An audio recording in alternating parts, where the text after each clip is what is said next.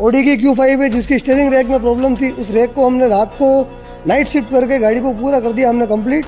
गाड़ी तो कंप्लीट थी, बस गाड़ी का टायर फिट करके कस्टमर को करना था डिलीवर। पर ये क्या, टायर फिट करते समय लड़कों ने नोटिस किया कि गाड़ी के नकल में ब्रेक है। तो यहाँ काम बढ़ चुका था, क्योंकि अगर इस प्रॉब्लम को सोल्व नहीं किया होता तो कस्टमर की जान को भी रिस्क हो सकता था। अगर नकल स्पीड में गाड़ी चलाते समय टूट जाता तो गाड़ी का टायर बाहर आ जाता और एक बड़ा हादसा हो जाता। हमने गाड़ी के नकल को बाहर निकाला और वेल्ड करवाया, और प्रॉपर तरीके से वेल्ड होने के बाद फिर गाड़ी में नकल इंस्टॉल किया, और नकल इंस्टॉल करने के बाद गाड़ी का टायर लगाकर हम गए गाड़ी की एक टेस्ट ड्राइव पर।